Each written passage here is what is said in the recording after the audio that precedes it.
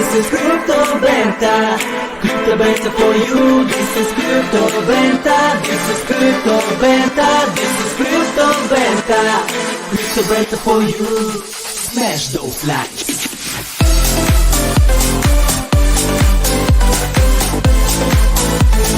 Smash those likes.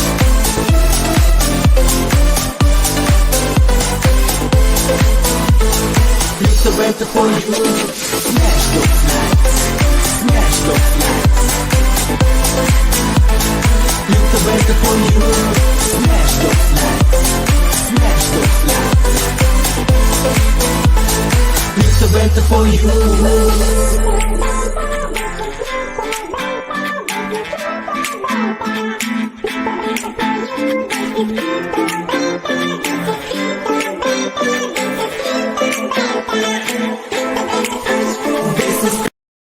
Welcome back, guys. This is, of course, Crypto Banter. Today, we're going to be talking about a huge scam. This is not only a crypto scam. This is a scam where a syndicate has literally been stealing money without you noticing. Literally, we're going to be talking about the biggest scam, not only in crypto, but probably one of the biggest scams that the world has ever seen. So, welcome back, guys. Welcome back to CryptoBanter.com. I'm Crypto Man Run, and I'm here every single day at 10 a.m. EST. In the bull market and in the bear market. I did say to you guys yesterday that I believe that crypto, actually anything in life, is like training for the Olympics. You shouldn't be like those people that come into crypto only in the bull markets, only when the Olympic race is on, and then expect to come into crypto and do well in the race, because you're not going to do well in the race. The people who do well in the bull markets, in the Olympic race, are the people that practice all year round, the people that make mistakes, the people that make mistakes with private keys and sending addresses and staking and impermanent loss, and learn in the bear market. When the Olympic Games comes, when the bull market actually arrives, well, those are the people that actually make a lot of money. And I guarantee you that if you look back at the bull market, and I know everybody felt like they were making money in the bull market, but actually not everybody was making money in the bull market. Most people were actually losing money in the bull market. They thought they were making money, but they didn't sell in time, or they got rug pulled, or whatever else. And the people that actually did make the most money were the people who were here in 2017 and 2018 and 2019 and 2020 when the prices were down. They were building, they were learning. So if you're here today, you're one of those people. You're training for the next bull run, and guaranteed when that next bull run comes, you are going to make a lot of money. Mark my words, go back, speak to your friends. Go and talk to your friends and see who actually really has made money in the bull market so far. And you'll see that it's only the ones that have been in crypto for a while. And ask yourself why that happened, and you'll realize because crypto, like everything else in life, is about training so that when the peaks come, and the peaks are usually quite short. I mean, the last bull market was 69 days. So, and this bull market too was a couple of months. The people that make the money in the bull market are the ones that are here training when the prices aren't flying. So if you're here, congratulate yourself. Welcome back. If you're new, welcome. Subscribe to our channel. 2 streams at least every day. And now we're going to be introducing a third show. Last night, Freddie and I went for dinner, and we're bringing in that third show, Freddie.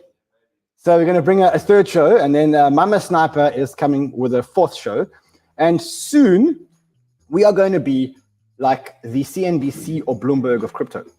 The why I say that is, if you think about traditional financial markets, if you want traditional financial news, what do?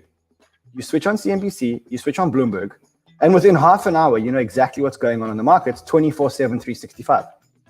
If you want the same thing for crypto, you open Twitter, you need to scroll, you need to read. It's not practical. And so Crypto Banter is going to be a competitor to Bloomberg and CNBC in crypto. We're going to build you 24/7 streaming every single day of the week, so that whenever you need to understand what's going on in the markets, we are going to be right here. So 3 shows next week. When Mama Sniper is ready, Mama Sniper will start the 4th show. And speaking of Mama Sniper, let's actually check in with Sheldon the Sniper. This guy is a maniac. He wanted to come on the show and do charts again today. I'm like, buddy, you have COVID. You stay in bed.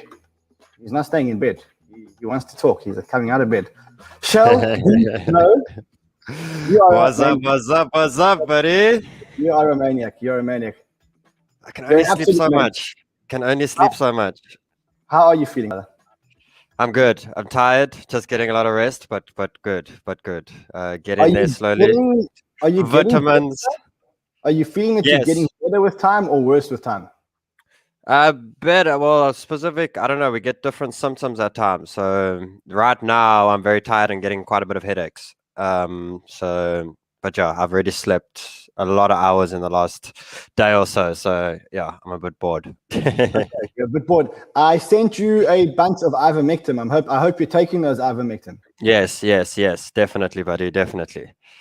Amazing. All right, so good. So for the next 2 weeks, we're not going to see you, but when you are ready to stream, if your doctor permits, I'm the doctor, by the way, if I think that you're healthy enough, yeah, because you know there are rumors now on the internet that you're my slave and that you're paid to shill coins. So I will decide when you're good enough to come and stream, and then we'll get you back here. What do you say? Thank you, sir. Appreciate it. Where are my wages?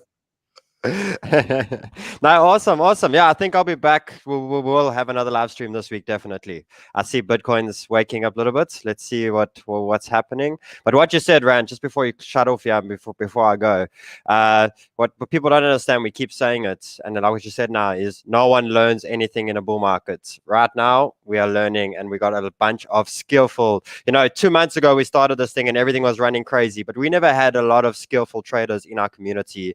Now, the next time we got this next bull cycle, I'm telling you, we are going to have the most powerful community in the world. So I think we're doing great, buddy.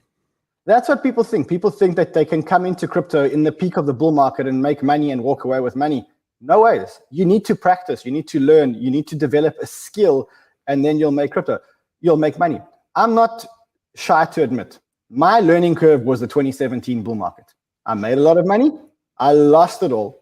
But I learned a lot, and I applied those learnings now in this bull market, and I'm a much better, much wealthier investor for it. So again, that's what you need to be doing. People think it's the people that are here on the stream today. Those are the people that are going to make money. Well, to be honest, the crypto market, there's always going to be big opportunities to make money all the time. The problem is we never keep it. So a lot of people just go back into the same thing. So that's the big part. The money is going to become again, and it's going to come a lot quicker than what everyone thinks. Let's keep it this time. You know what I mean? Let's learn from what's happened previously, and let's just build from that. I'm laughing because you've even got your energy educating I can't. Your energy. And Freddie, he should be in bed, and here he is. Teaching and preaching. You get into bed. We love what we do. I will. We'll chat to you later, my man. Feel better. Buddy. Take those ivermectin. So that's our sniper. Sniper looking like he's feeling a little bit better. Massive week on Banter. So tomorrow, we have a very big surprise for you, which we're actually going to give the surprise away now. Hey, Freddie. Remember Wendy from Billions? Remember the psychologist from Billions? Well, she is coming on the show tomorrow. But not the actress, the actual real psychologist from Billions. She's coming on the show tomorrow, and she's going to be talking to us about getting that mindset right and what happens when you keep making mistakes, how you can break out of a losing mindset and actually get into a real winning mindset. So don't miss that. I also want to ask her, there was that one part in the movie, in the Billions, where she is invited into a hot tub with her husband and Axel. Do you remember that part in Billions? So I want to know if that part really happened or if it was an exaggeration. So that's happening tomorrow. Friday, we have a big banter. Some great big guests, including a guest that we have on here today, and that is Rchard Hart. I know that a lot of you are excited to talk to Rchard Hart. Today is a no-holds-barred conversation with Rchard Hart. We're going to talk to him about what's happening in the news. We're going to talk to him about Hex. We're going to talk to him about his new project. We're actually putting the whole show to Rchard Hart today. So it's just going to be the news headlines, quickly talk about what's going on in the news, and then we're going to talk to Rchard Hart about what's going on in the news and about his project and a whole lot more. And speaking of news, so I guess the big news today, or one of the big news things today, is this news over here, and that is that Paraguay is finally presenting a Bitcoin bill to Parliament. Now, we broke this news on June 24th, which was about 2 or 3 weeks ago. 2 or 3. Wait, I see Arena is in the chat. Guys, we have the best community in the world. I don't know if you guys saw what Irina and her friends created for us, which you guys can download, but have a look at this.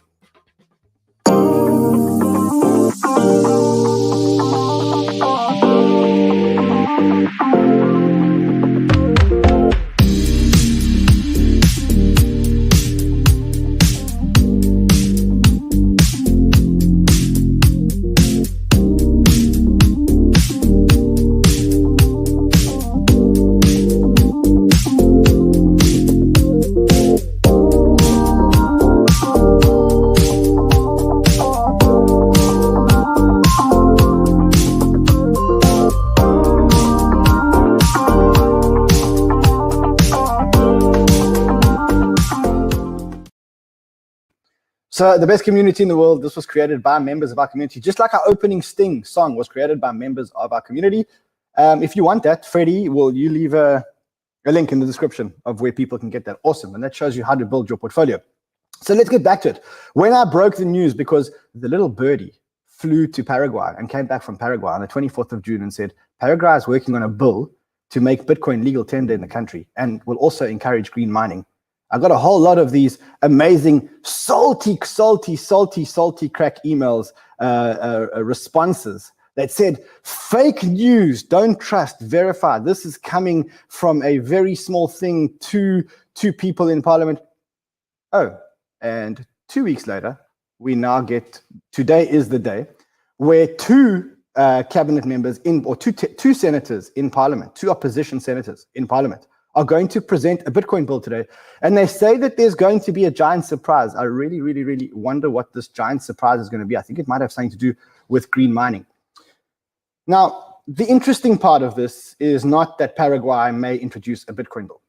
But if you remember, when El Salvador introduced a Bitcoin bill, the main reason why they could afford to do it was because they were using the US dollar. They didn't have their own currency.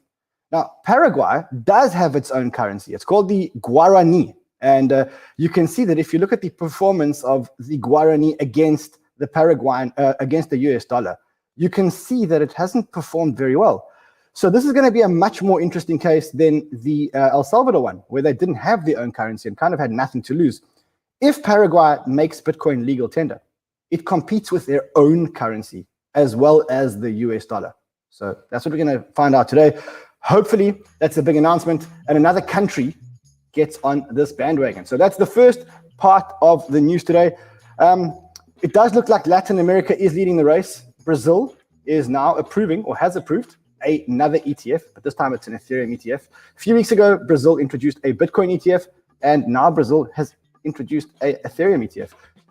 Wonder when the US is going to wake up and actually give us an ETF. And I think it was Rchard that said, or Alex Mashinsky that said, that he thinks that there are going to be multiple ETFs approved at exactly the same time. And that's probably what's going to happen.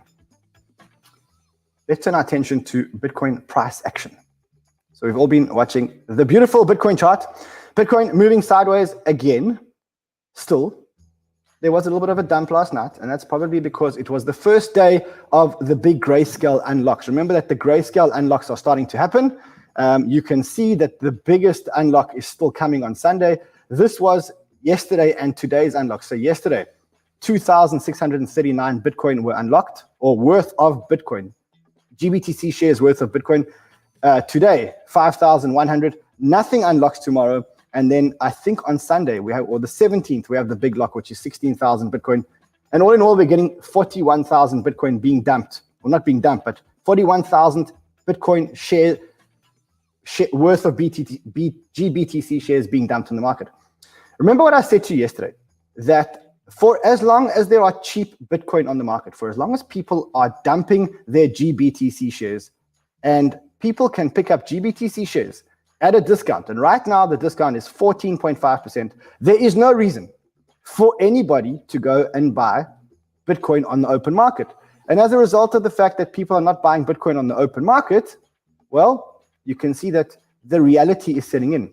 And what I mean by the reality is setting in, well, Charles Edwards put his neck out on Twitter and actually published a bearish metric. And he said, I keep seeing bullish posts on Bitcoin addresses. But every address metric for Bitcoin looks awful. Here are the daily active addresses on Bitcoin. That's the orange line that you see over here. It looks terrible. It's as low as it was in February or March this year. That makes perfect sense. The reason why the active addresses on Bitcoin are not buying is because you can buy GBTC shares at a discount. You can buy them at 14.39% discount to the current Bitcoin price. And for as long as that's the case, why would anyone buy Bitcoin on the open market unless they wanted their private keys? Fund managers don't think like that. They don't want their private keys. They want Bitcoin, and they want it as cheap as they can get it. You can see that new address growth on Bitcoin is also slowing down.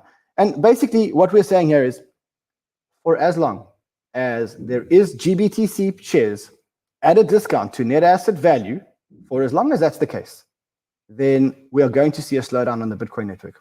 And unfortunately, today, everything is still correlated to Bitcoin. In the long term, it absolutely makes no sense. Why should digital store of value be correlated to NFTs or digital banking? It makes no sense.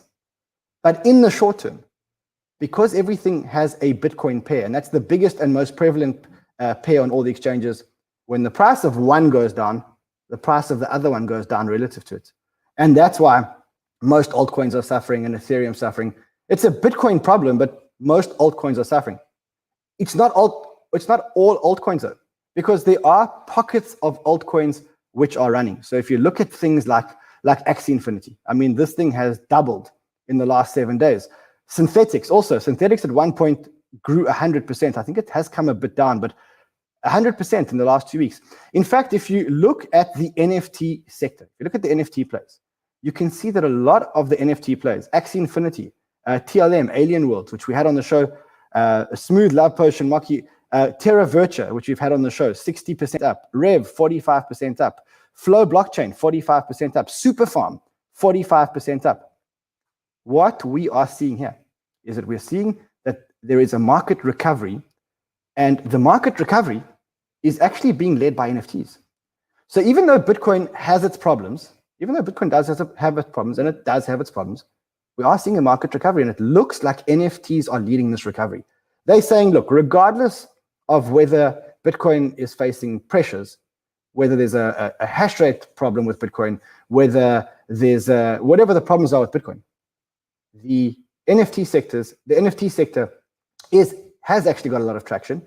And so as a result, people are saying, look, we're actually going to start buying these NFTs. And what you can see again is that some of these NFTs have gone up by 100% in the last 7 days, and probably much more in the last 2 weeks. So we're still at the mercy of Bitcoin, but it's not as bad. So now this is the point where I want to bring in my friend, Rchard Hart. Rchard, welcome back, my friend. Hey there, how's it going, Ren?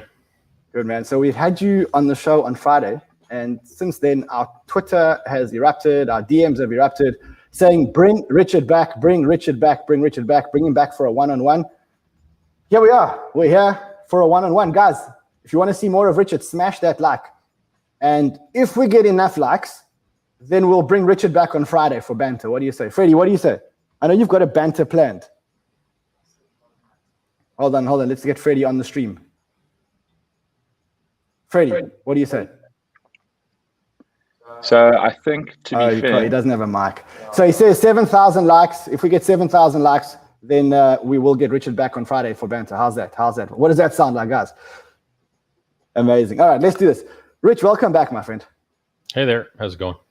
So today we're going to talk about everything. We're going to talk about Bitcoin. We're going to talk about Ethereum. We're going to talk about NFTs. We're going to talk about HEX. We're going to talk about your new project. And basically, I want to get into the heart and mind of Rchard Hart to find out how he is trading this market. You did touch on it when we spoke on Friday Banter. And I think you touched on the fact that for as long as there are cheap BTC in the market, GBTC in the market, there's no reason for anyone to buy real Bitcoin. Is that why you think that the Bitcoin price isn't moving at the moment? In reflexive systems where people only buy because the price went up and only sell because the price went down, and they don't have a high base demand compared to their speculative demand, you're going to have huge run-ups and you're going to have huge run-downs. Doesn't matter what the instrument is, doesn't matter what the ticker is. That's human behavior, human psychology, human pricing discovery. That's what it looks like. So Amazon dropped 95% once. Then after it did that, it went up forever. And now it's half of all the commerce in the United States on the internet. So did that mean that Amazon sucked? No, it meant that people thought it was worth little, thought it was worth more, thought it was worth less. It's a human thing. So even if we didn't have the run up because of GBTC, we would have had it for some other reason. And even if we didn't have the dump because of the Coinbase listing on NASDAQ, we would have had it for some other reason. The timing just might have been different. Cryptocurrency, particularly Bitcoin, continues to oscillate, do a huge run up, give everyone a chance to sell the bottom and lock their losses in, makes a newer high or a lower high, and then goes and does it again. And it keeps oscillating over and over until, it was worth $1 trillion this time. So it's normal, standard, basic. Yes, agree with you. Normal, standard, basic. For people that haven't been here, it might seem a bit jarring. You got this asset that goes up and goes down 50% in a couple of months. What would There's the funny part. It's like, that's where the money comes from. Like, when you sell at a profit, whose money is it do you think that you took? It's very often the case that someone that bought the top and sold the bottom gives their money to people that bought the bottom and sold the top. It's wealth transfer. I mean, Warren Buffett has some good quotes here. One of them is, markets are a vehicle by which the impatient give their money to the patient. And then you look at all the price charts of things with product market fit, and they just go up and to the right forever. And you're like, yeah, that looks about right. So dips are in the game. They're a feature, not a bug. They give outsized returns, because when people buy the top and sell the bottom and lock their losses in, the people that made their money, if they're long-term believers, get to just hold the price up higher forever, basically. And that's part of the reason you have prices that keep going up in crypto. That's the irony here. And I said it at the intro to the show. I said, the people that are here now after the price rise, and we used to get 20,000 people on an average stream. Today we get 7,000, 8,000 people on the stream. The other 12,000 were here to try and make quick money. They try to come to the Olympics without training, without experience, and come here and win the Olympic Games. And that's not going to win. That's not going to happen. It's the people that are here training now, that are buying now, and maybe even later, that are going to make money, because they're going to be Olympic fit. When the unfit people come, they will buy the tokens from the Olympic fit people. What do you think of that analogy? I think that people overestimate their ability to outperform other people. Everyone thinks that they're above average, when in reality, the average person is average tautologically.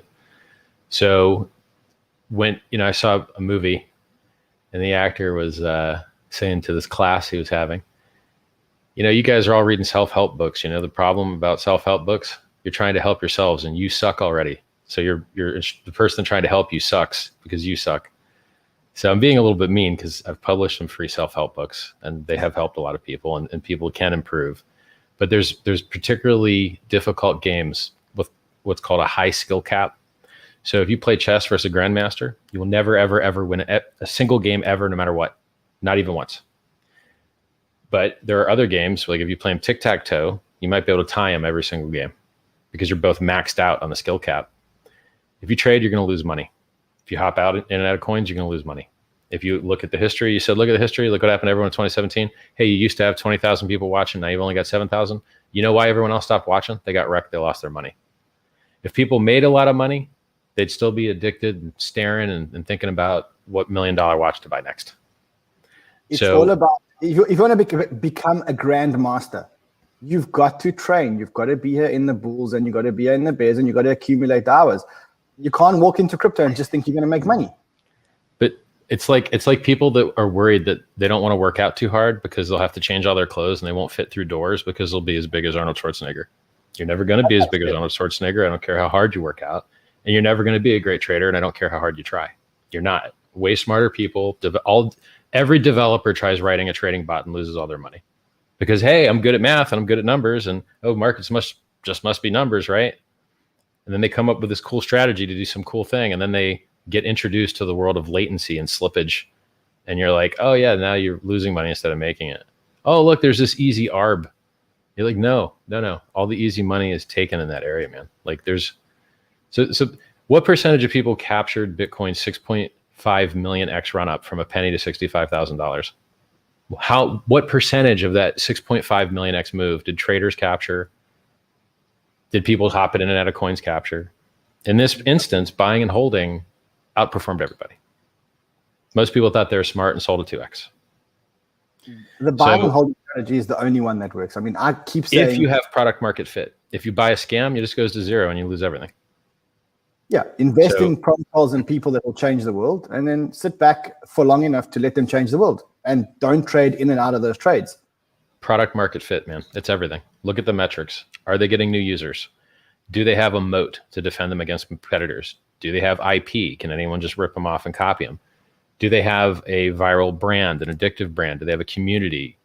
Are their fans basically like cult members? I mean, it's like these things are excellent for any business and for any cryptocurrency, and you can measure these things. So like I was looking on Etherscan today at currently my favorite coin, hex.com, and you can see the new addresses is just curving up. I think it might have put on like 3,000 in a day, something like that. Can you share your screen? I mean, have you got that? Okay, you don't have that. But you can just go on etherscan.io and type hex, and it's literally the first thing you see. Just click it. Okay, let's quickly get it. But we will talk about, we're definitely going to talk about hex today, because I think that's so product market fit. Like buying the right thing and holding it works awesome if you bought the right thing. If you bought MySpace, you lost your money. If you bought Facebook or Amazon, you did great. So I just want people to understand that trading and choosing the right thing is a much higher skill cap game than you think. And you were a smart guy in 2017. You got wrecked, right? So like this game is hard, bro. You know, I don't want people to think it's easy no matter how long you look at the chart. It's not. Yeah, exactly. You talk about product market fit. You talk about a community that's vibrant. You talk about growth. Bitcoin has all of those things. Bitcoin has all of those things. It has a great product market fit. I mean, why do I say that? Look at the inflation numbers from yesterday. I mean, inflation numbers yesterday were published at about 5.4%. We know that those inflation numbers are absolute garbage. The US has started to wake up.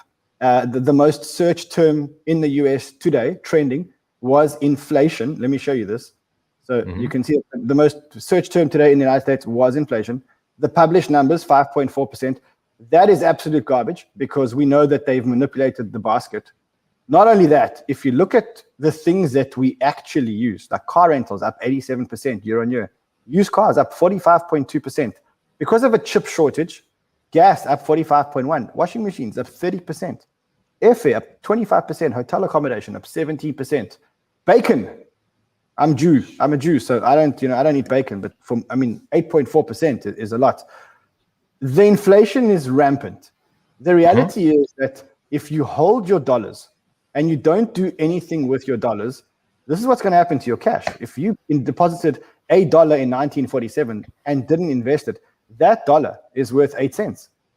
So, sure. I mean, there is a product market fit. I mean, here, markets aren't so easy. Let me give an example.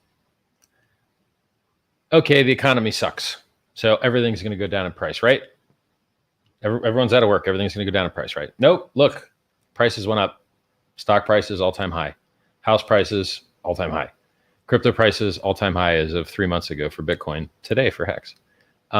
So it's weird. You're like, okay, nobody's got a job. No one can buy anything, but everything's doing all-time highs.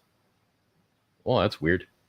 And so even if you're getting beat up by inflation by 5%, 10%, 20% a year, if the stuff that you own is outperforming that, right, then you still are winning. So it's just like, what's another example? I don't care if inflation goes up 5%, but that makes everyone FOMO into the industry that I'm in, which is crypto.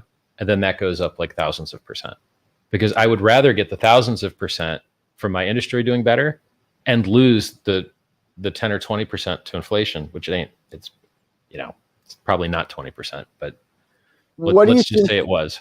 What do you think the real inflation numbers are? If I would say it depends on what you're buying. It's a very stupid number because it only matters dependent on what you were going to buy. Are you buying laptops? You're doing okay because technology's come along. Are you buying Rolexes? You're screwed because they're like 2x market price, 3x market price, depending on which one you want. What would you say?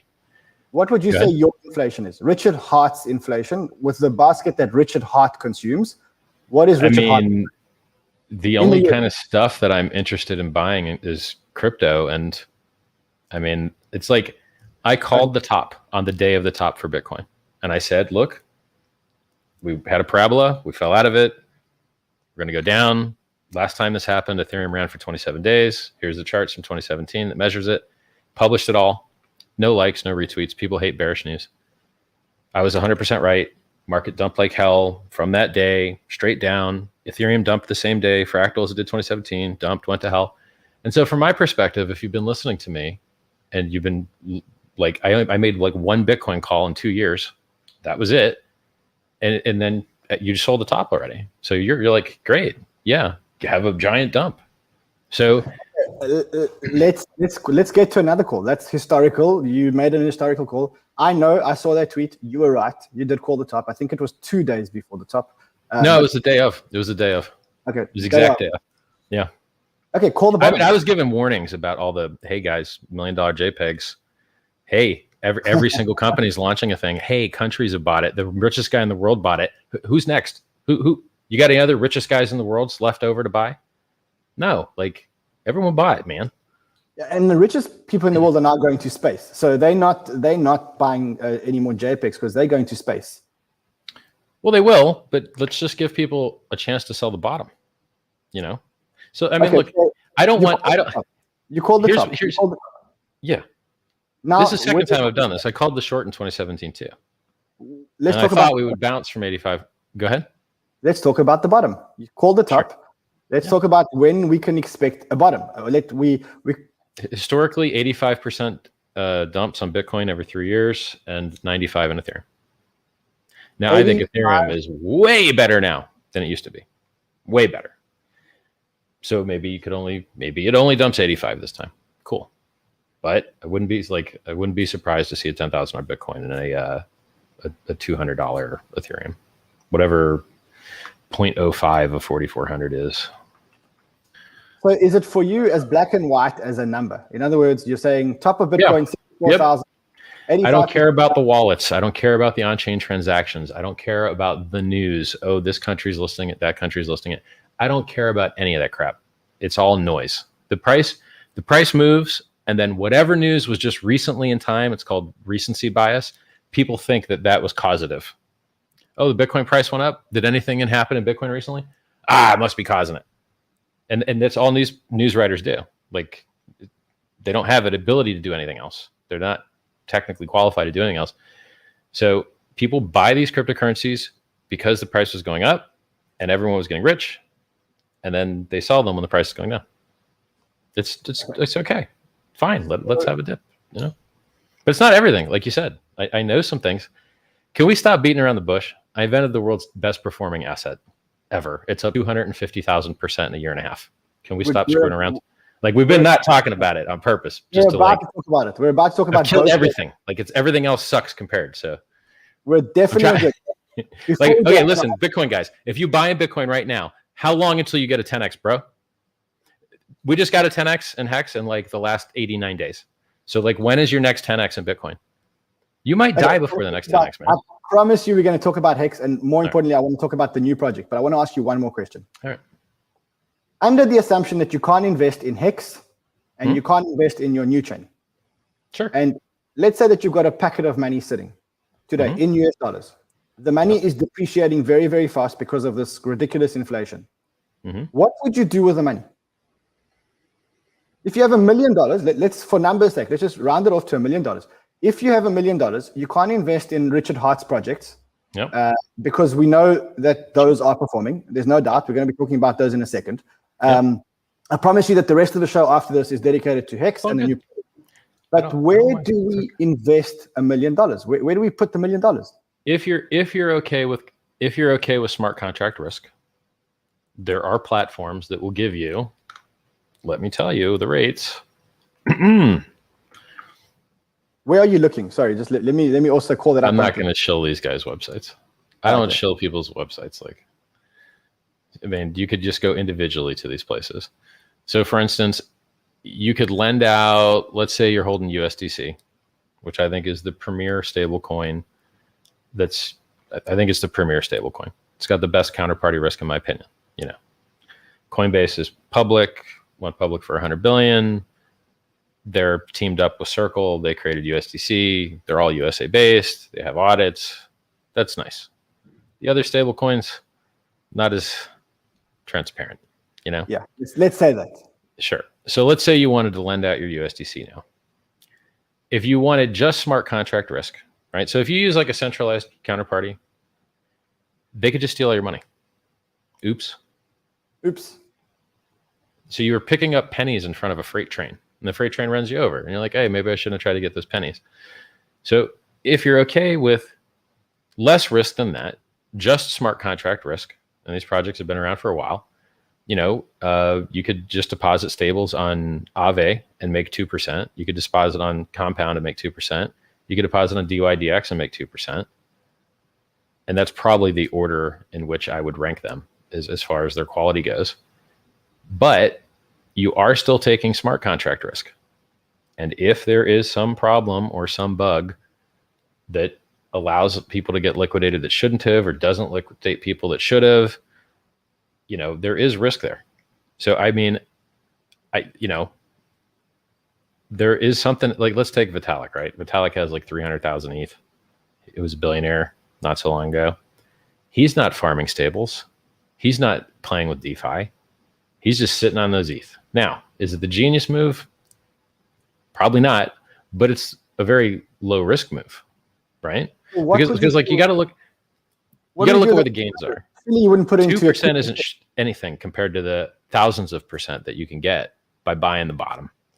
So in my opinion, if you have dry fuel and you buy the bottom on something that is amazing and going to go up a lot, that is what matters the most. Not getting liquidated trading, not trying to short, not hopping in and out, not getting chopped up, and not trying to like pick up pennies in front of freight trains, giving your keys to other people, or having smart contract risks that's just paying you 2%.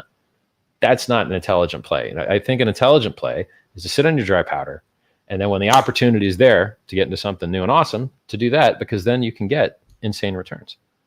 Who cares about 2% when you can get thousands of percent in a year? And that's hundreds of thousands of percent even. Like, the smart money you're saying is sit on your hands, don't do anything, sit in cash. If you want to earn 2% and you want to take smart contract risk, take smart contract risk. But sit on your hands until there's a panic bottom, until there's a buy signal near a bottom, then invest whatever dry powder you've got into that. Let it go up to next or whatever it is. Can I pause my screen for a minute? Sure. Do something real quick. All right, I'll be right back. Okay, well, Rchard Hart is going to be right back. Just while he's there, Fred just showed me this chart around GBTC. And what we are seeing here is that when the GBTC unlock happens every 6 months, and the 6 months, the people that bought 6 months ago actually bought, Freddie, what was the number you said? They bought at 33, 34, 35,000. And that's actually exactly the price of GBTC today. So we kind of know that the GBTC players today are actually at break even. But if you take the GBTC discount, they're actually at a loss. So interesting, because if the shares unlock, they are probably less likely to sell them if the shares are at a loss. So that's quite interesting. I wonder where Rchard is. In the meantime, I do want to ruin your day a little bit. Let's ruin your day. Let's ruin the day. Freddie, let's ruin their day. Crypto Banter for you. This is Crypto Banter. This is Crypto Banter. This is Crypto Banter. Crypto Banter for you. This is Crypto Banter. This is Crypto Banter. This is Crypto Banter. Crypto Banter for you. Smash that like. Yeah, I wonder where Rchard is. I wonder where Rchard is. So we do have the GBTC shares. They are unlocking. This is the biggest unlock that we're going to have in a while. And you can see that the holders of GBTC were the people that bought in at about 33, 34,000. And that's exactly the price right now, which does show that GBTC, it's exactly what I said to you guys yesterday. GBTC actually created this bull market through all their buying. And now when their shares are being sold, it's just bringing the price back. It's just bringing the price back to where these people bought, to bring it into a perfect market equilibrium, so to speak. In other words, not allowing too many people to actually make money. And I do think, again, like I said, it's a Bitcoin thing. It's not a market thing. It's a Bitcoin thing. And eventually the market is going to have to decouple from Bitcoin. If Bitcoin keeps having these woes, you can see it. You can see it when it comes to NFTs. You can see it when it comes to things like synthetics. Synthetics also doubled this week. So a lot is happening on the market if you take your eye off BTC. But unfortunately, for now, everything is correlated to Bitcoin. So we just have to be patient and let this GBTC thing continue to dump. How long will it take? How long will it take? I see that there are questions here saying how long will it take? It could take months. It could take months. It's a lot of Bitcoin and it will take months. Anyway, let's get into the questions. So let's do some Q&A while we're waiting for Rchard. And if there are questions that you want to ask Rchard, post them in the comments now. Let's just see if we can get some questions out here in the comments. I see people saying that ring is their ringtone. I don't need that ring to be a ringtone because it rings in my head so much all the time. That ring is my ring. I don't need it to be a ringtone. Yes, Rchard is launching a project called Pulse Chain. Actually, he's back. Let's get him back on here. Welcome back, Rich. Okay, you're back.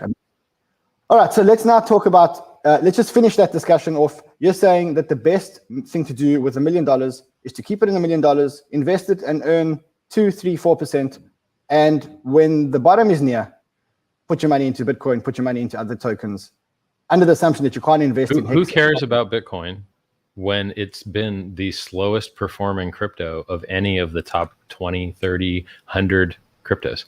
Who cares? Are you in this for money? Do you want to get rich?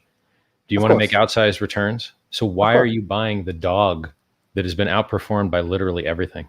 Dogecoin murdered it. BNB murdered it. Hex murdered it. What didn't murder it? Almost nothing underperformed it except EOS. Almost nothing. Except so EOS. Why would you talk about it? Like, who cares? Like, what can you do with it, man? You can't buy stuff with it. It's had 2 inflation bugs. It's not that secure. It's destroying the environment. The price doesn't go up enough, but it still dipped 65% in 2 weeks during the COVID dip. So, like, why? You get crap downside. You get like, why? You know what I'm saying? Like, I'm glad it's got high liquidity if you're a billionaire and you don't want to push the price too much when you buy $1 billion. Great, but look at how screwed Michael Saylor is. He might be at a loss now. Imagine buying $1.5 billion plus or 2 billion or whatever. Imagine buying near $1 billion or something and losing money on the deal, or like your own entry into the market didn't even push the price up high enough for you to get out at the same price again. Sucks. Horrible. And that guy works hard to move the price up, really hard. He tries, you know. He's the #1 crypto shill amongst corporations, and I respect his work, and we've all made a ton of extra money because of his effort, so we should respect him for that. But he bought the wrong thing. He should have bought Ethereum instead of Bitcoin, period. Like, it's higher throughput, more features, never an inflation bug, you know. Now they've got Optimism, you know, like Uniswap's on Optimism now. Come on, like it's funny that he said bad things about Bitcoin in 2013, said it was going to die just like online gambling did. Well, while I was loving having Bitcoin that I bought at $30 and mined at 50 cents, he was saying it was going to go to zero in 2013, 2014. Then he decides he's going to FOMO it after it runs up, you know, 10x, 100x, whatever. And he buys in at like 10K, 20K. I think he bought in 20K and then a lot of 30, a lot of 40 and all this. And so he's dollar cost average his way up. And now the price is darn near where he started. So why would you follow the guy that was wrong, bought at the wrong time? You know, he didn't do it right. I did it right. Fair enough. If you weren't going to buy Hex, and I promise you this is the last question before we talk Hex and Pulse Chain, because I want to talk about both. Yeah. 3 tokens that you would buy today. I mean, look, it depends on what you want. If you want anonymity, then your only options are praying that. I want price. I want price to go up. I want number go up. look, 1 man, year your holding best, period. your 2 bet, year like holding period. during a bear market, the only stuff that's going to go up is new stuff where people aren't just dumping because they bought low, it went high, and now they're going to murder the price all the way down. And like that's so usually newer projects. So I mean, like if you're just talking about price and you want me to be honest, scams. Is that what you care about? Just price? Scams. But you'll get rug pulled. You'll lose all your money. You don't like buying scams is not without great risk, man. But you'd ask the question, just price, right? Well, for just price, scams. Let's But say like, risk price. Let's change I wouldn't that. suggest anyone do that, but it is the correct technical answer for price up the most. New projects, scams, and then things that are decorrelated. Like you said, there's a pocket of gaming NFT stuff that still hasn't dumped yet. Okay. Cool. Good luck. If you think buying $1 million JPEGs is the way to get rich and make the world a better place, and okay. I think JPEGs are real easy to copy. I don't think it's much of a walled garden, but okay. Let's move on to the scam token as labeled by many crypto media outlets in 20 when it launched, and I don't remember exactly the date. The Rchard scam token that was an amazing big scam, but ultimately has performed better than I would say most tokens in the market. Maybe not. Is it the best performing token? You probably can give me all the metrics. I think it might be the best one, man. Okay. I mean, so let's talk about what makes a cryptocurrency good. Is it censorship resistant? Is there admin keys? Can someone just take all your money? Yes. Okay. So I don't know if a lot of coins have admin keys. yes. Hex doesn't. What about the front ends? What if the front end goes down? Can you still use it? There's like 5 different front ends for Hex run by different guys, built by different guys. A lot of DeFi doesn't have that. AAVE goes down. Good luck. DYDX front end goes down. Good luck, homie. Good luck, because there ain't a second one, man. DYDX front end goes down, you are screwed. Good luck. I hope you're a developer. I hope you know how to write code that can talk to an API, because otherwise you are screwed. Hex doesn't have that problem. But let's go back a step, Rich. A lot of our viewers don't know what Hex actually is. What is Hex? Well, I mean, screw what Hex is. I just want people to know what matters in a blockchain. Price performance matters. Uptime matters. Reliability matters. Redundancy matters. Censorship resistance matters. These things are what matter. And then you measure those things and you know the difference between good and bad. So Coinbase goes down, Kraken goes down, Kucoin got hacked, Binance got hacked. Binance oftentimes won't give you your money no matter how much you beg them. Sad as that is. OKX founders got arrested, paused withdrawals for a month and a half. BitMEXC founders got arrested. I mean, what's going on out there, guys? Everybody's getting wrecked. Rug pulls all the time, exploits all the time, inflation bugs all the time. XLM, 10% of the supply was minted by a hacker. Ravencoin, 10% of the supply was minted by a hacker. Bytecoin, Monero had an inflation bug. They caught it before it was used, but Bytecoin didn't. They didn't catch it before it was used, and they got inflated out of thin air by hackers. Bitcoin had it twice, but luckily it wasn't used.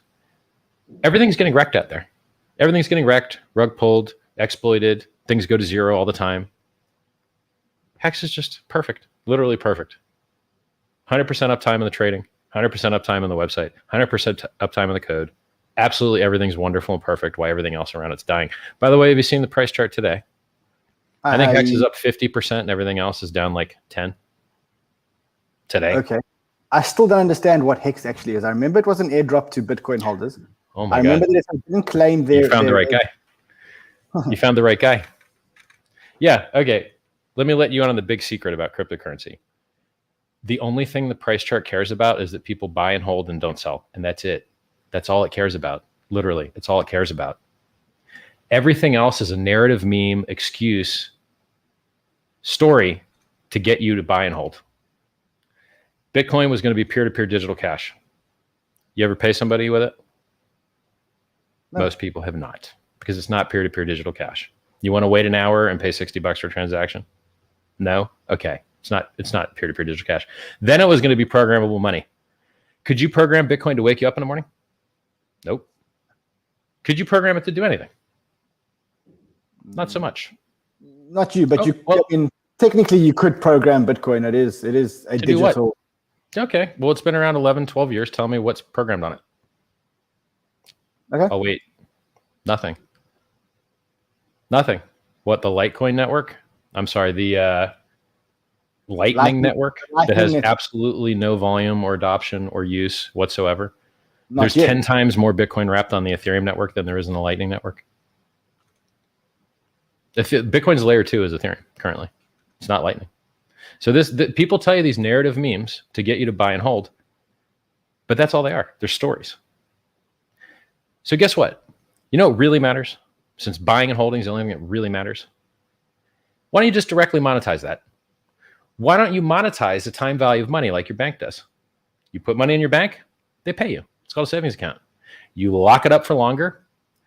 It's called a bond in the UK, a guaranteed investment certificate in Canada, a certificate of deposit in the United States, a time deposit in some other places. I don't know why this particular product has like 10 different names all across the world, but it does.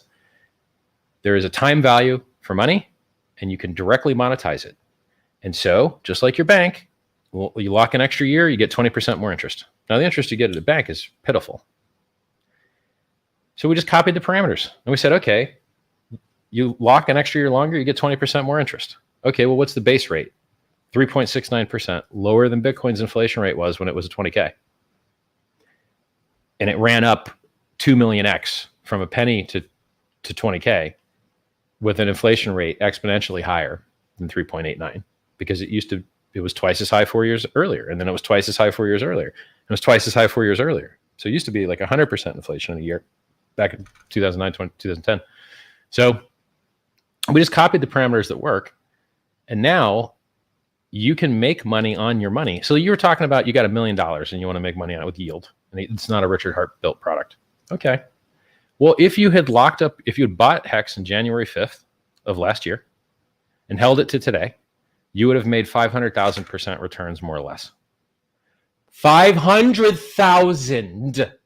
500,000. The number is so big 500,000 that your brain can't understand it. It's like I understand this. Huh? So X 5,000 X? What? Yeah, you put in $1, you get $5,000. Real. So let me explain the math to you. The price was 0.00005655. January 5th, 2020. Now the price today was 14.4 cents. 2,500x higher. Just the price without the interest. Okay, but in a year and a half. If I deposit Hex and you guys give me a return, and you mentioned that you give me a return. There's no you guys. You're just like a Bitcoin miner. You mint your own rewards. You have your own keys. No one else in the world can mint your rewards but you. No one else in the world can lock your coins but you. No one else in the world can unlock your coins but you. You're basically a Bitcoin miner, but your mining hardware is free.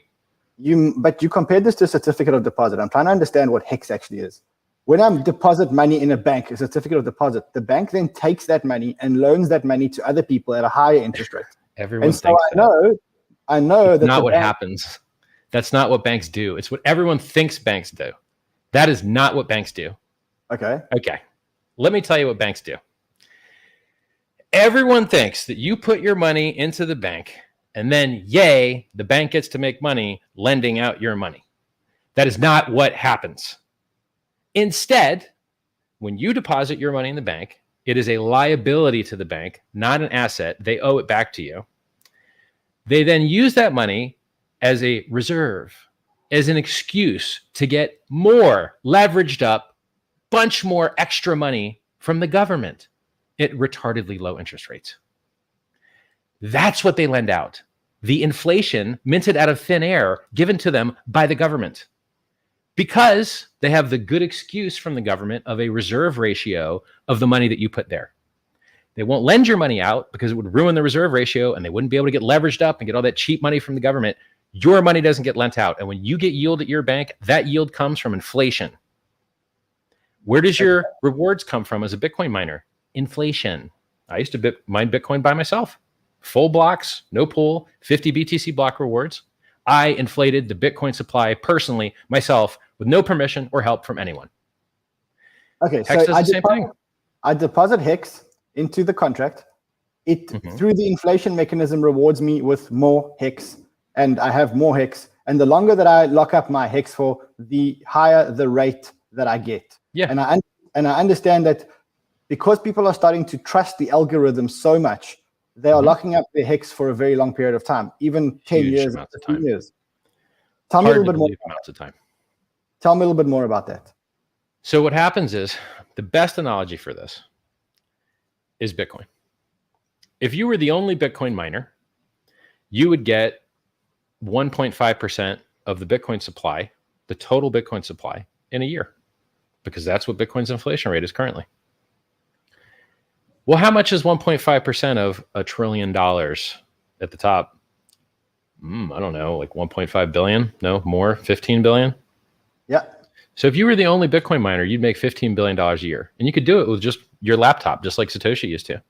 You, with your laptop, could make $15 billion a year mining Bitcoin if you were the only guy doing it. But everyone else in the world looks at you and goes, hey, wait a second. This guy's making too much money too easy. And so they do the same thing and they compete with you. Hex is the same system. Instead of paying Bitcoin miners to destroy the environment and dump the Bitcoin price to pay for electricity and mining hardware from foreign companies, it pays the stakers to defend the price and hold the price up.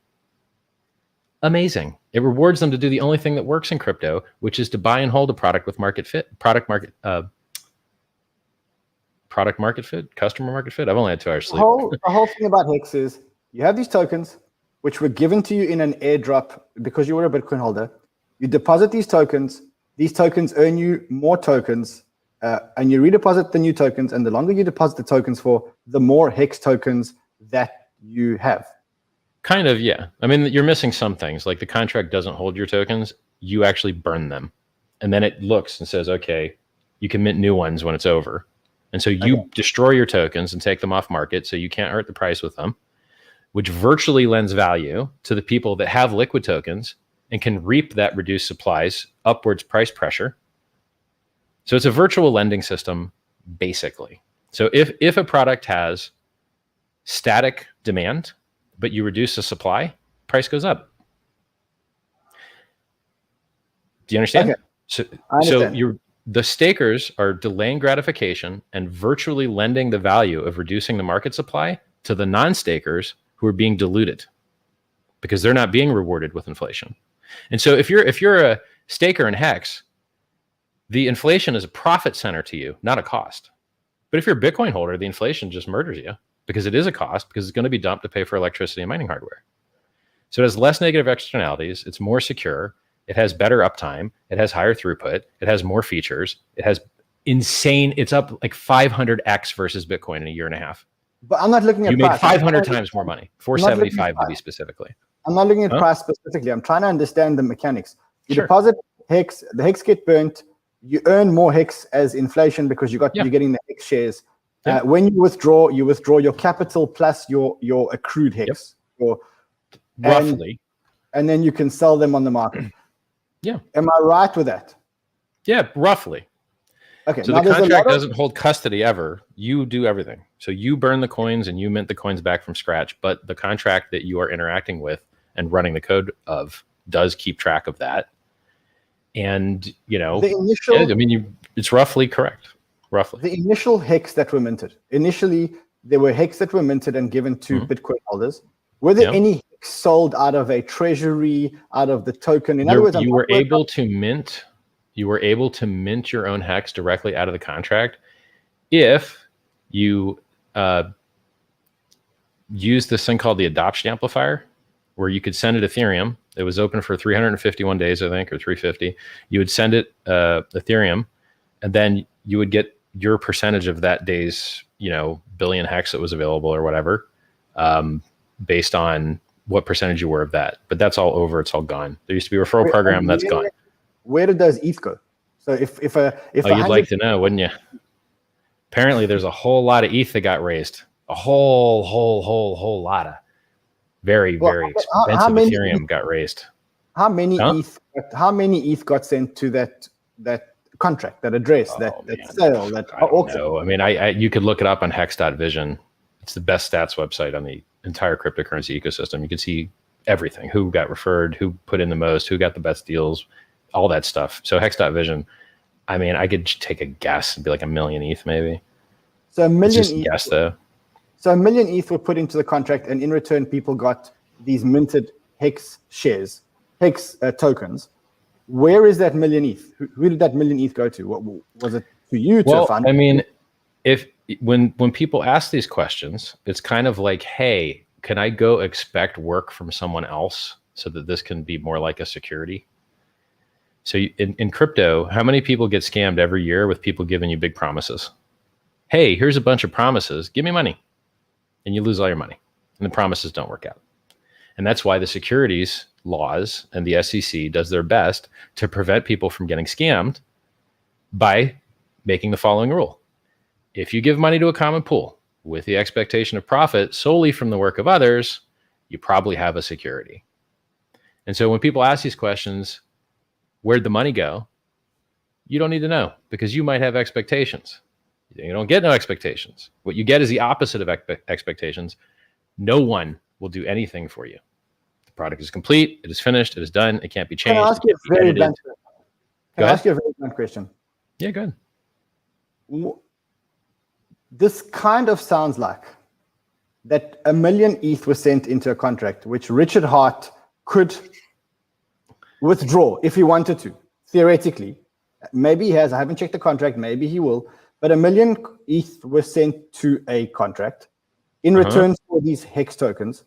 And Rchard Hart could take the 1 million ETH and pocket it and buy candles and beautiful chairs and Louis Vuitton bags. Or $1 million of watches. Or $1 million of watches. And so it's a cool story, Rand. I like this story. Tell me more. So, I mean, could that be the case? If you want to think that I'm rich, I've been retired since I was 23 years old. And that would have been back in 2003. So I've been retired about 20 years. If you want to think I'm rich, I'm okay with it. I mined Bitcoin at 50 cents. I bought Bitcoin heavy at 30, helped make the top. I called the top multiple times. If Hex didn't exist, I was very rich. If Bitcoin didn't exist, I was very rich. I was rich long before Bitcoin existed. But being rich doesn't mean that you don't want to make more money. So again, oh, that's right. Yeah, the question is, this money went into the Hex contract. Yeah. Is the money still in the Hex contract? No. No, money's gone. When you look at the Hex contract, it doesn't contain much ETH now. So the 1 million ETH is distributed, gone, not where it was supposed to be. I guess a lot of people are supposed to be. Where was it supposed to be? Just sit there and hold up the ETH price for you and do some work for you, or what? Like, what is this fantasy fiction of work that you wish it was doing for you? See, that's the problem with people, right? They're so used to getting scammed. They're so used to being told a bullshit story about who's going to do some work for you that their brains literally can't handle it when someone says, yeah, I'm not doing any work for you. I'm not doing any work for you guys. Rchard Schuler, my real name, Rchard Hart, my stage name. I am not doing any work for any of you. Period. Not. The token. You do all the work. You run the code. You do all the work, not me. You get no bullshit promises or expectations or shilling crap that everyone else does. Hey, Litecoin founder, guys, we're going to add confidential transactions. Price pumps. Did you get any confidential transactions? No, you didn't. You got told a story, bro. Oh, we're going to build this blockchain smartphone. Oh, are you? Yeah. How'd that work out? People tell you these stories and scam you. And then when a more honest person comes along and tells you the opposite of a story, tells you he's going to do nothing for you, your brain's just like, I can't believe it. Where does the ETH go? Where does the ETH go? I want expectations, please. It's funny. It's everybody. They have that. They're just not used to it. They're used to being told some story. I'm telling you no story. This sacrifice phase is coming up for Pulse. You're going to give up what you want to get credit socially for supporting a political statement. And that's it, man. Maybe you'll get a free token out of it. Maybe some Pulse chain will be given to you for free. You'll be able to mint it for free. Congrats. Okay, so I want to move on to Pulse. I want to move on to Pulse, but I want to really make sure that I understand Hex. It is a place where you deposit Hex tokens. The tokens get burnt. You don't. You run the stake function, which burns the coins. There is no depositing. That's not a thing.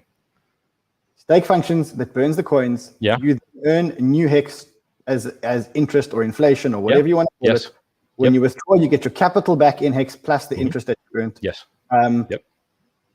When the pre-sale happened, pre-sale, call it whatever you want. This you called it the auction or what? Adoption amplifier, yeah.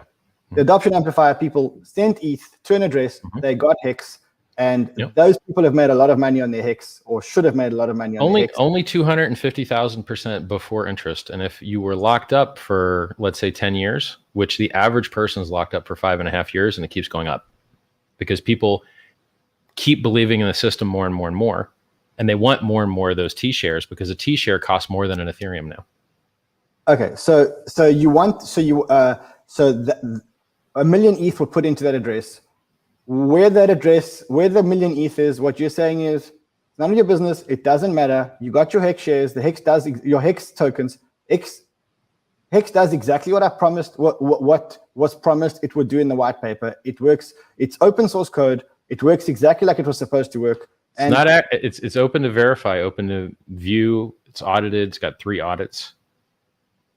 Okay. But it's not open to copy. It's got a walled garden. Yes. But what you're saying is everything has been delivered, and be happy that you're making money. Be happy that you're getting the return, and the token does exactly what it's supposed to do, which is mint more tokens in perpetuity. In perpetuity, just like Bitcoin, just like Litecoin, just like Ethereum. Just like every proof of work blockchain, except in our system, we don't have negative externalities and bills to pay. And if you're a staker, if you're an average size staker, there's 0% inflation for you. As a matter of fact, you make profit because you share in late end stake penalties and early end stake penalties. So in every other proof of work system, they have negative externalities and bills to pay, and that hurts the price. And in our system, we just have occasionally people will end stake or open stake, and then, it costs a little bit of Ethereum gas. But that's the only negative externality is a little bit of Ethereum gas. It's not very much at all. Rich, other than the tokens that are held by HEX token holders today, and the tokens that are being minted or being created by the inflation in the contract, are there any other tokens that are locked up anywhere? In other words, in the Genesis event, were there more tokens? Is there a big wallet or a set of big wallets, team wallets, advisor? Well, yeah. I mean, look, I could explain that to you really easily. About half of the supply went to something called the origin address. In the beginning, it would send to addresses, and those addresses would stake for a really long time. Now, what's the problem with that? Because coins get burnt, it reduces the circulating supply, which reduces the market cap, and it reduces everybody else's payouts. So then, for some reason, nobody knows why, it continued to send to other addresses. But then those addresses, they wouldn't stake anymore. They just sit liquid, getting diluted by everybody else. Everybody else is making 37% a year on average. 10-year stakes are making 60% a year on average. And the poor origin address is getting diluted by everyone else.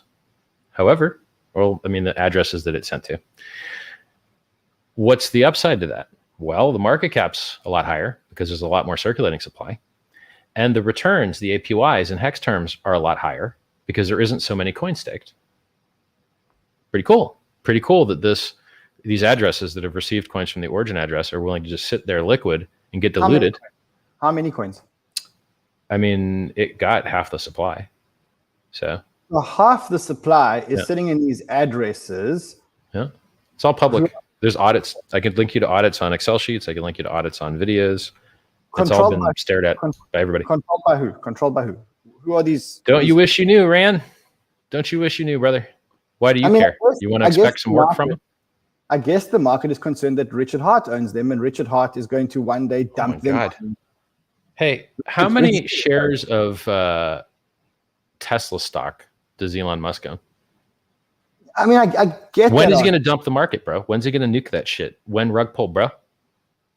But why not just say that Rchard? I mean, if Elon Musk comes out and says, I own these shares, he discloses it with the SEC. Why don't you come out and say, hey, Rchard owns these tokens. He may or may not dump them at any point in time, and those are the rules of the game. So let me get this right. You're in cryptocurrency because you want to watch how much money other people have, and you would prefer a database of names next to addresses so that you could know which people had what money. Because what I got into cryptocurrency for was personal power, sovereignty, freedom from control. So I'm here for freedom. What you're describing to me sounds like the opposite of freedom. That sounds like a surveillance state to me, Ran. I don't think you should get to know who everybody's addresses on the blockchain belong to. I think that's disgusting. You don't deserve to know, brother. You don't. That's why I don't know your address, and I don't know how much money you have. And anyone else that I work with in crypto, I don't know their address or how much money they have, except Vitalik, because he made it public. And I don't know exactly how that was good for his project, because when he sent 17,000 Ethereum to Coinbase to dump them, that was the top of the market. So to be He clear, sold $50 million worth of Ethereum on the day of the top. What do you know? And so, you know, I don't understand how it's like, would Bitcoin work better if you knew who Bitcoin was? Or how is the anonymous Bitcoin founder thing worked out? I want to speak about Pulse, and we're 10 minutes over time, and I really want to get there. But I just want to be So final thing. The best time to buy Bitcoin when the ownership was the most centralized. Satoshi owned all the coins. That was the best time to buy. When Satoshi owned all the coins and the liquidity was the lowest and the volume was the lowest. That was the best time to buy. And you know what else had that property? Every single stock, Amazon, Facebook, Tesla. When the liquidity was lowest and the ownership was most centralized, that was the best time to buy. But for some reason, people, they don't get it. It's weird. Okay, so we've tried socialism before. It doesn't work. I want to make sure that we're absolutely aligned. Sure. There were 1 million ETH sent to an address. Mm-hmm. Well, I mean, like, I'm guessing. You got to go to Hex.vision to look it up. Addresses. Well, we'll check it up what it is. Mm-hmm. Those people got Hex. They stake their Hex. They earn more Hex. Let's just simplify. Stake your Hex, earn interest in Hex. Mm-hmm. Yep. 50% of the Hex supply was owned by one address, which distributed to a whole lot of other addresses. Yep. And no one knows whose addresses they are, but some people have assumptions. And Hex continues to work. And if you want to get into the Hex game, if you want to get into Hex, then play it knowing that those are the rules of engagement and everything is transparent. And that's just go to etherscan.io, click tokens, click any ERC20 in the top 100, and click click holders, and you'll see that the top 100 holders own 80% plus of every single ERC20 in the top 100. But if you don't realize that, they say team tokens 20%, 50% goes to the foundation, 5% goes to liquidity mining. Cool. There you go. Yeah. Cool. Let's move on because we are out of time. We've got like 5 minutes left. I know that you're working on a very, very, very, very, very, very, very ambitious project. You're forking Ethereum with all the ERC20 tokens on top of it. Explain to me exactly what you're doing. Yeah, sure. We've seen great price performance from Ethereum forks that do not include system state and therefore do not include new coins. So BSC, Matic, I think AVAX, tons of Ethereum killers out there, right? Some of them have Ethereum EVM code, usually Geth. Some of them don't. So if you're going to go and make an Ethereum killer, why don't you just include the system state, give everyone 10,000 new free coins, and then it's better. It's just obviously better. So Hex solves so many things that Ethereum is trying to solve, and it solves them better than Ethereum is. It burns 25% of the fees. It has 0% inflation. It doesn't require you to have 32 Ethereum to earn as a staker. You don't have to delegate your stake to some middleman counterparty that loses your keys and loses all your money. You don't have to run your own server network. You can delegate your stake to other people. It has tons more throughput, at least 4 times more throughput. Our devs are amazing. They've already improved the actual Geth code on mainnet Ethereum, and those changes have been accepted into the mainnet Geth code. So you can see the quality of the developers. Faster, cheaper, saves the environment. Doesn't pay people. You're forking Ethereum. You're keeping every single ERC token forked, including USDC and USDT, because they sit also on top of the ERC20 network. Yeah. Yes. So everyone that has an Ethereum wallet is going to be able to claim their new Pulse chain tokens and the ERC20 that sit on top of Pulse. So if I'm holding an ERC20, explain to me how that works. I mean, for backed tokens, for example, USDT or USDC is backed 1-to-1 by US dollars.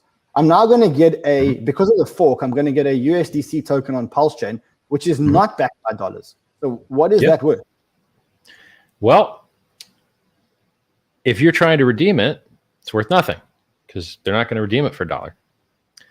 But if you want to use it, so there in DeFi is a lot of fake DeFi. There's a lot of admin keys. The USDT Tether admins can invalidate everyone's coin at will whenever they want. They can just make them invalid. The USDC system can invalidate all your coins. The WBTC, Wrapped Bitcoin system, can invalidate all your coins. These are admin key coins that aren't really cryptocurrencies. They're just ledgers for corporations, and they can invalidate all your coins whenever they want. Now, here's the problem they face.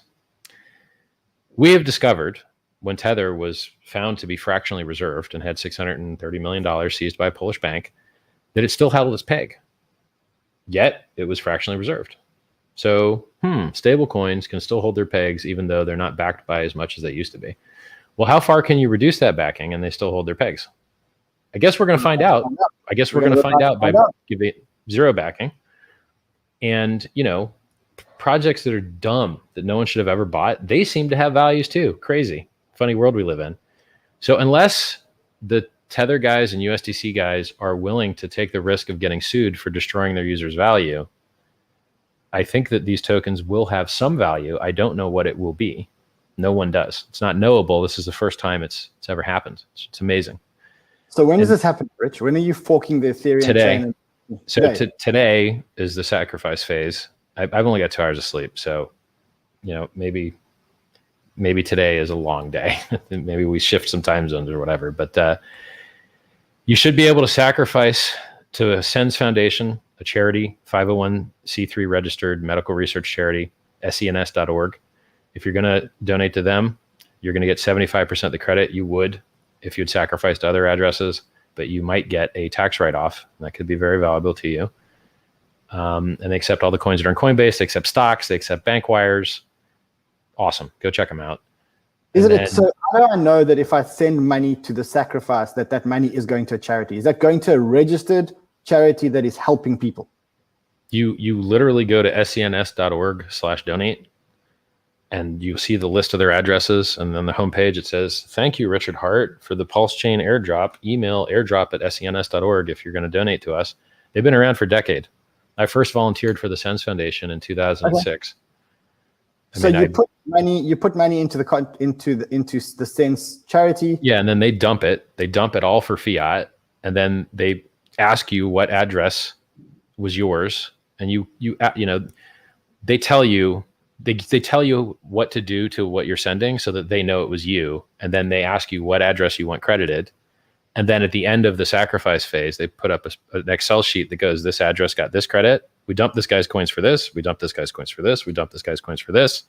And then you know what to get credited. Tokens in return. We get more Pulse Chain tokens in return Yeah. for sacrificing ETH.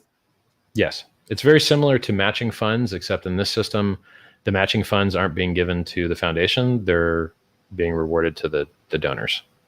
But see, it's important to remember these are two separate things, because this airdrop needs to launch at zero value, because in some countries that might be a taxable event. So this airdrop launching at zero value is awesome for everybody. So you have the sacrifice phase. Anyone that has an ERC20 address immediately can claim their new Pulse Chain tokens and the ERC20 tokens that sit above those. That anyone can do that after the main. Yes, when mainnet exists, that is the case. But before mainnet, you have to announce the snapshot date where there's going to be the split, the fork. And before that, you need to have the test net to make sure everything works awesome. And testnet's public testnet is ready to launch now, but we don't want people eyeballing the code and like trying to reverse engineer it and, you know, launching fake copies and things early. And so the sacrifice phase starts today, and that is where you generate the sacrifice set of people that made the political statement that they believe speech is a protected human right, and that blockchains are speech, and therefore communicating on them should be affordable and free. It should be, you know, blockchains are sacred. It's communication, it's speech. And so a political statement to that effect is what you're just losing your money and sacrificing it to promote. And that creates a sacrifice set. And that's it. That's all you're getting. When you sacrifice, you're getting on that set of people that sacrificed. If you sacrifice earlier, you get more points. If you sacrifice larger, you get more points. There's really cool game mechanics. Go to t.me/pulsechain.com to read about them. They're really, really cool. Rich, we are completely out of time. We are 20 minutes over our show. Listen, it's been absolutely interesting.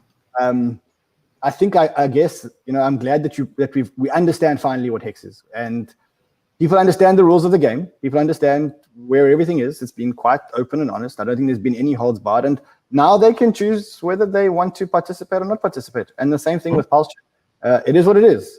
You've heard it from the horse's mouth, and it's your decision. It's the awesomest thing ever.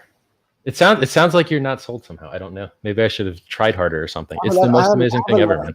Rich, I have a lot of questions. I mean, I guess I have a lot of questions, but I think you've answered a lot of them by saying, go to hex.com/scam, and literally all these questions are like already answered there because we've already heard these for years.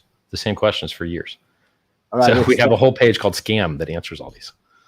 Thank you so much, my friend. My pleasure, man. Thank you, guys. Wow. Longest show we've ever done, or longest show I've done in a long time. Look, personally, I'm not a Hex investor.